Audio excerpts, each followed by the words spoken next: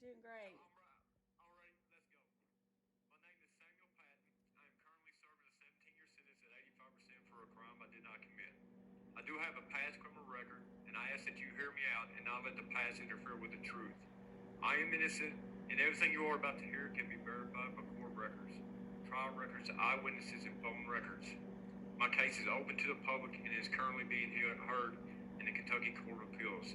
I'm doing this because I want my case to be heard, and I pray that it never happens to no one else, and I hope my case helps them. My case is a perfect storm. It has a whole lot of errors in it, and everything accumulated causes it to have a negative effect on my case, is what created the outcome that I have now. The first person I want to address in this is Sheriff Mike Vincent, who was the investigating officer in my case, and who interrogated me on February 18th of 2010. During my interrogation, Mike Vincent failed to read me my Miranda rights. He failed to video or record the interrogation in any kind of way. He was made aware of all my witnesses, where I was at during the alleged date of the crime above, and he knew each person that I was with and never spoke to none of them. Not one time did he ever phone call them or approach them and ask them, and all my witnesses were willing to testify at trial. My mother later on obtained statements from each of these witnesses, and still Mike Vincent refused to speak to any of them. Mike Vincent was not the only one there.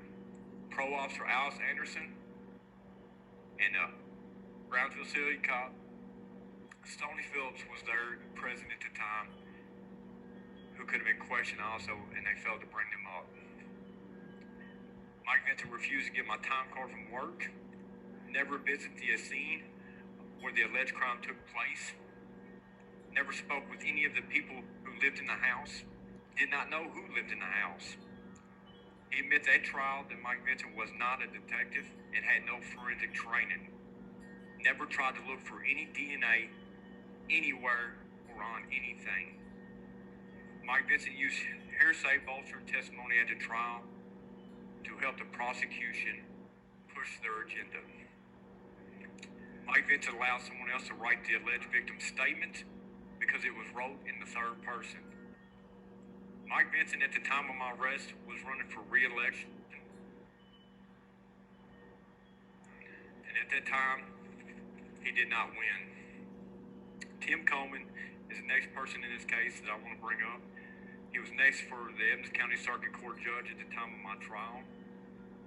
And at the time of the trial, in his open arguments, he stated that this was not a CSI crime show, that DNA did not last for 2 weeks. This damaged the jury because it gave them the opinion that DNA would not have been found, that they did not need to do an investigation in my case because there would be no DNA. It don't last for more than 2 weeks. Tim Coleman at the trial led witnesses and allowed them to use hearsay bolstering testimony to also push his agenda. He stated that the victim bled for 2 hours and there was no medical treatment. What type of injury does that? I have not been able to find any so far in any cases that I've read in case law. It took Tim Coleman 2 years to find my time card from work. Once he got my time card from work, he filed a motion to change to amend the indictment, which changed the date that the crime supposedly happened on. How am I supposed to defend myself if I don't know what date the alleged crime took place?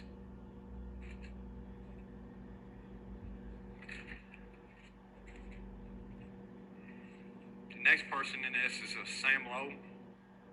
Sam Lowe I met with one time for 1 hour before trial and talked to him 2 brief times on the telephone to prepare for my trial. Sam Lowe was made aware of all my witnesses and never subpoenaed any of them.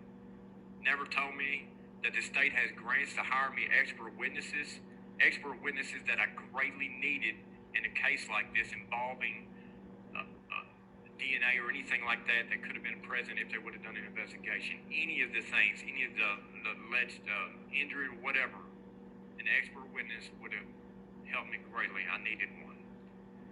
I was advised not to testify at trial, knowing that it would greatly damage my case. After watching the trial again, it was clear to me that Sam Lowe was not prepared. He did not investigate any defense in my trial at all. He refused to put witnesses on the stand that had evidence in my case.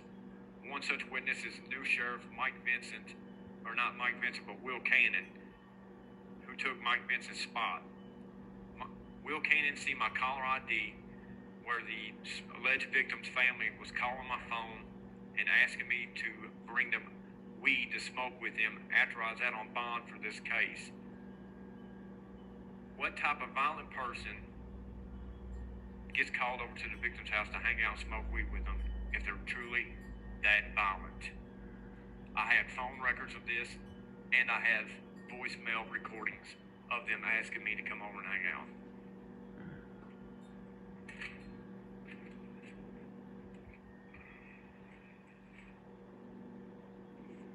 Sam Lowe, to this day, will not answer any of my phone calls or my family's phone calls to try to get any kind of help or try to get any of my court records, just get anything from him, which I've been able to get my court records now. And at this time and day right now, Sam Lowe is no longer an attorney. He's a paralegal, which I don't even know how he became a paralegal, how he lost his license to practice law. I don't know what has come of that. The fourth person in this is probably the most damaging of all the people, Judge Ronnie Dortch.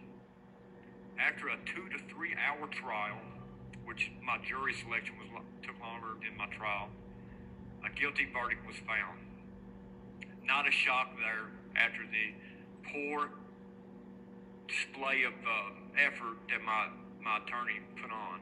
Judge Dortch stated 63 seconds later after the jury said guilty that there was no errors in this trial, that my charges were 85%, basically facing a life sentence, and that giving the defendant legal advice, which was what Judge Dortch was doing, was completely wrong. He asked me at that time to take a plea deal. Judge Dortch advised me there was no errors in that trial. He was saying I cannot appeal the trial. Even though I know what a plea deal is, my choice was taken from me. Not to mention, if I didn't take that plea deal, was I going to piss the judge off and give him more time than what I would have had? At the same time my trial was going on, Judge Dortch was having sexual relations with females that had currently was incarcerated or had been let out of jail on bond by the judge that they was sleeping with. They had gotten information about their case from Judge Dortch and probably avoided going back to jail because of the sexual favors that they were doing. Judge Dortch should have never been sitting on the stand during my trial or anybody else's trial at that time or in that case in question in 2014. Concluding on this, the last thing that I want to say is a quote that I read. His life is never easy. There is work to be done and obligations to be met. Obligations to truth, to justice, and to liberty. And I read that by John F. Kennedy. I pray that anybody who watches this can do something to help me because I'm being held up in the Kentucky Court of Appeals. The Attorney General just filed for a third-time extension. My case has already been overturned once and was killed out in the Supreme Court because of a plea deal that I took. A plea deal that I was coerced into taking. I never had a fair shot from the very get-go. And I want to bring to people's attention that the injustice and wrongful conviction that's happening in the state of Kentucky. The arresting officers are charging people with charges that don't fit the crime. Arresting officers are not properly investigating situations that are leading people into my situation.